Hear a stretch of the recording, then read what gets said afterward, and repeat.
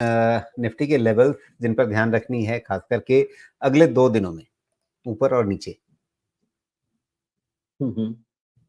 देखिए बहुत strong level बन जाएगा रेजिस्टेंस में अब 21,550। इसके बाद सपोर्ट पे आते हैं। आज का जो क्लोज है ये भी एक अच्छा सपोर्ट काम करना चाहिए, प्रोवाइडेड इसके नीचे मार्केट नहीं डिप हो।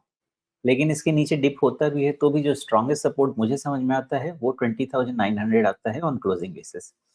उसके पहले मुझे कोई खास किसी भी तरह का ज़्यादा खतरा नहीं नज़र आता है, या सेल ऑन राइज भी तब तक नहीं होता है, बाय डिप्स ही होता है। अभी तक इतने ही लेवल की बात करनी चाहिए मेरे अंदाजे से, बिकॉज़ 2 दिन और बचा है, उसके बाद तो फिर वीकेंड को हम मेले लेंगे। तो ये रेंज पे ध्यान दीजिए। ऊपर में 21,550 और नीचे में आज का क्लोज़ और फिर 20,900, ये 3 अपने ध्यान में रखिए। और फिर उसके बाद रीवैल्यूएट करते हैं, because data will have to emerge. 1-2 दिन लगेगा बनने के लिए और अच्छे से समझने के लिए निफ्टी पे। जी, मतलब 21,150 देखना है और उसके बाद 20,900 देखना है, इस पे ध्यान रखना है। जी, उसके इसके अलावा ये कोई चिंता नहीं करनी है। जी, ओके। तो ये रही बात निफ्टी की, और अब बैंक निफ्टी में देखें, तो यहाँ पे कौन से लेवल्स नज़र आएँगे? आज पता नहीं है, जो होता है ना कि वो कुछ चीज़ें भगवान ऐसी बना के भेजते हैं कि वो आपको खाली देख लेना है, वैसा ही वाला सब क्रिएशन है। बैंक का भी वैसा ही है। बैंक में 48,000 के ऊपर अब जब तक निफ्टी बैंक बंद नहीं हो, तो आपके लिए रेजिस्टेंस है। आज का क्लोज़ भी सपोर्ट है, लेकिन मुझे जो बहुत अच्छा सपोर्ट नज़र आता है, वो है 46,300। जब तक उसके नीचे आप क्लोज़ नहीं होंगे, तब तक मुझे बैंक में किसी भी तरह की कोई दिक्कत नहीं लगती है। तो बाकी वैल्यूएशन वही करना चाहिए। 3 लेवल निफ्टी ने भी 3 दिए, बैंक ने भी 3 दिए। रेजिस्टेंस पे आज एक ही लेवल दे रहा है, रेजिस्टेंस याद रखिए 48,000 के ऊपर क्लोज़ होना चाहिए। सपोर्ट में आज का क्लोज़ और 46,300, ये 2 नंबर, 3 नंबर, ये बस लेकिन इससे इतना ही पहले याद रखिए। 48 से 140 के आसपास भी ये बंद हो चुका है 4 दिन पहले। तो क्या ऊपर रेजिस्टेंस जो है वो 48,000 ही रखें या उससे थोड़ा ऊपर रखें? 48,000 काफ़ी है। आप उसके ऊपर खाली बंद हो जाइए, आप देखिए फिर ऑप्शन कॉल ऑप्शन राइटर्स की क्या हालत होगी। जी। और नीचे जो आपने मुख्य सपोर्ट बताया वो 46,300 के आसपास, यानी जो आपका एक तरह का डबल टॉप बना था जुलाई और फिर सितंबर में, उस डबल टॉप के जी, लेवल पर एक सपोर्ट आ जाएगा। जी, जी। तो ये रही बात। अब निफ्टी बैंक निफ्टी क्या लेवल देखने हैं, 2 दिन इनको समझते हैं, 2 दिन देखते हैं कि ये लेवल्स कितने बचते हैं, कितने रहते हैं और कितने निकलते हैं। उसके बाद फिर वापस अपनी साप्ताहिक चर्चा में हम फिर से देख ही लेंगे कि हाँ, बाजार की दिशा दशा कैसी बन रही है। तो अब बढ़ते हैं दर्शकों के सवालों की तरफ, लेकिन एक दिलचस्प सवाल है जो शेयर के बारे में नहीं है, तो पहले वहाँ पे उस सवाल को ले लेते हैं। और वो सवाल बाजार की दिशा के बारे में ही है, और ये डर है, ये चूँकि बाजार काफ़ी बढ़ चुका है, तो एक निवेशक के मन का डर है ये, कि क्या आने वाले समय में 3-4 हज़ार अंक, शायद ये निफ्टी की ही बात कर रहे होंगे, कि 3-4 हज़ार अंक की बड़ी गिरावट आने की संभावना है, जैसा लगभग हर 4 साल में आता है। ये भजन लाल देंगला जी का सवाल है गाज़ियाबाद से। हुँ, भजन लाल जी, अभी हमारे पास कोई भी ऐसा इंडिकेटर नहीं है और मैं शुरुआत टॉप डाउन पे कर रहा हूँ। मैं इकोनॉमी से शुरुआत कर रहा हूँ। मेरे पास कोई ऐसा इंडिकेटर नहीं है आपके पास आपको कहने के लिए कि 3-4 हज़ार पॉइंट की गिरावट आ जाएगी। मैं एक स्टेप एक बार में ही लेता हूँ, उससे ज़्यादा नहीं लेता। अभी जो इम्पोर्टेंट 20,900 के पहले कोई भी नेगेटिविटी मन में लाने की ज़रूरत नहीं है।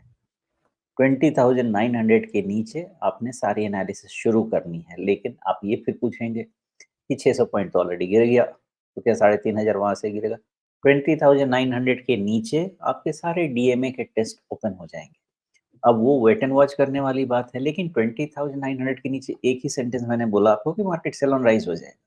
सेल ऑन राइज़ होने का मतलब क्या होता है? जब तक मार्केट आपको स्टेबल होने के इंडिकेशंस या रिवर्सल बुल रन के रिवर्सल के इंडिकेशंस नहीं दे दे, तब तक आपने टच नहीं करना है market from trading stand point, या फिर ऑसिलेशन ट्रेड करेंगे। खरीदने के लिए, इन्वेस्टमेंट के लिए जैसे-जैसे वक़्त आएगा वैसे-वैसे स्टैगर्ड फैशन में शुरू कर सकते हैं, एक बार में नहीं कर सकते।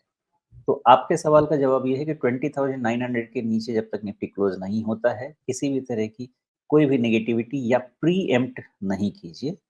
उसके नीचे क्लोज हो जाता है, फिर आपके पास एक गिवन मार्कर है 21,550।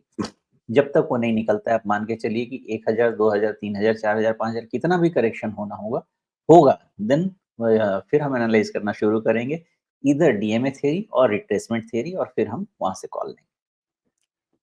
जी।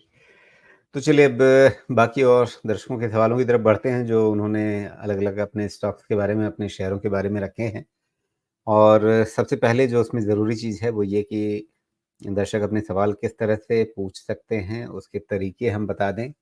पुराने दर्शक जानते हैं, उन्होंने अपने सवाल पहले से भेज भी रखे हैं, लेकिन नए दर्शकों को ये जानना ज़रूरी है किस-किस तरह से वो भेज सकते हैं सवाल अपने। तो पहला तरीका ये हमारे सामने जो है वो हमारा व्हाट्सएप नंबर आप देख रहे हैं स्क्रीन पे, +911147529834 911147529834। आप हमारा ये व्हाट्सएप नंबर अपने मोबाइल में सेव करके रख लीजिए और जब भी आपके पास कोई सवाल हो, आपके मन में कोई सवाल हो तो आप ये सवाल हम तक भेज सकते हैं। जब भी सवाल लिखें तो अपना नाम, अपने शहर का नाम ज़रूर लिखें साथ में। और दूसरा तरीका ये है कि आप ये जो वीडियो देख रहे हैं इसी के डिस्क्रिप्शन में आपको हमारे व्हाट्सएप ग्रुप का लिंक मिलेगा। आप उस पर क्लिक करेंगे तो आप हमारे व्हाट्सएप ग्रुप का सदस्य बन सकेंगे और वहाँ आप लगातार हमारे साथ जुड़े रहेंगे। तो वहाँ पर बाकी भी जो और चर्चाएँ होती हैं, टिप्स नहीं मिलेंगे लेकिन चर्चाएँ कभी-कभी हो जाती हैं या सूचनाएँ मिल जाती हैं जो एक्सपर्ट्स आते हैं हमारे इस प्लेटफ़ॉर्म पे। तो उनके बारे में कब वो आ रहे हैं, किस कार्यक्रम में आ रहे हैं, तो ये किस विषय पे बात करेंगे, ये सारी चीज़ें वहाँ आपको पता चलती रहती हैं। तो उससे आप लगातार हमारे साथ जुड़े रहेंगे। और दूसरे अभी ये जो लाइव बातचीत अभी चल रही है हमारी, उस दौरान अगर आप कमेंट में या लाइव चैट पे अपने सवाल रखेंगे, तो वो सवाल भी हम अभी लेने की कोशिश करेंगे। लाइव चैट में बहुत सारे दर्शकों ने पहले से भी अपने सवाल भेज रखे हैं। जितना अधिक संभव हो सकेगा, उतने सवाल हम लेने की कोशिश करेंगे यहाँ पे। और सोमेश, आपकी ओर से डिस्क्लेमर डिस्क्लोज़र? जी, ये रेगुलेटरी डिस्क्लेमर है। मैं एक सेबी रजिस्टर्ड इन्वेस्टमेंट एडवाइज़र हूँ। मैं आपको किसी भी तरह के रिकमेंडेशंस, कॉल्स, व्यू नहीं दे रहा। मैं सिर्फ़ आपको एक एडिशनल सपोर्ट दे रहा हूँ in terms of awareness, education. आप जो भी करेंगे 100% ईदर एक सेबी रजिस्टर्ड इन्वेस्टमेंट एडवाइज़र से के सहयोग से करें या सेबी रजिस्टर्ड रिसर्च एनालिस्ट के सहयोग से करें। खुद की सोच ज़रूर अप्लाई करें, रिस्क हमेशा कंट्रोल में रखिए और क्वालिटी स्टॉक्स में इन्वेस्ट कीजिए, कोई दिक्कत नहीं होगी। जी, बिल्कुल। तो अब शुरू करते हैं दर्शकों के सवालों का सिलसिला और यहाँ पे देखते हैं कि क्या-क्या सवाल हमारे सामने आ रहे हैं। तो सबसे पहले एक सवाल जो है हमारे पास वो है येस बैंक के बारे में और ये सवाल भेजा है युगांडा से राजेश जी ने। ये कह रहे हैं कि उन्होंने 300 से लेकर ₹50 तक अलग-अलग भाव पे येस बैंक लगातार खरीदा है। कुल 350 शेयर उनके पास जमा हो गए हैं। तो अब एवरेज प्राइस क्या होगा इनका ये तो अब समझने वाली बात है लेकिन कह रहे हैं कि 300, 200, 150 हर लेवल पे इन्होंने खरीदा है। और अब ये पूछ रहे हैं कि क्या कुछ समय से जो ये वापस सँभल रहा है, तो क्या उम्मीद की जाए कि ये ऊपर चलेगा अब? हुँ। ट्रैजेक्टरी अप है थोड़े समय के लिए, और जो डिस्कशंस कई बार इस पे हो चुका था कि 24-25 वाले टारगेट के लिए ओपन रहेगा, उससे ज़्यादा तो ख़ास और कुछ नहीं दिखता है। प्लस बैंक के लिए टेलविंड आ गया था। तो आप येस बैंक के लिए खाली अपना ₹19 का लेवल रख लीजिए अपने दिमाग में। उसके नीचे इसको बंद नहीं कराइए, बाकी सब ठीक रहना चाहिए।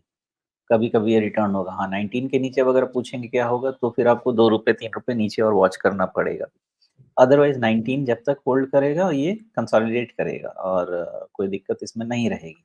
ओवरऑल मार्केट सेंटिमेंट इसमें ज़रूर काम करना चाहिए।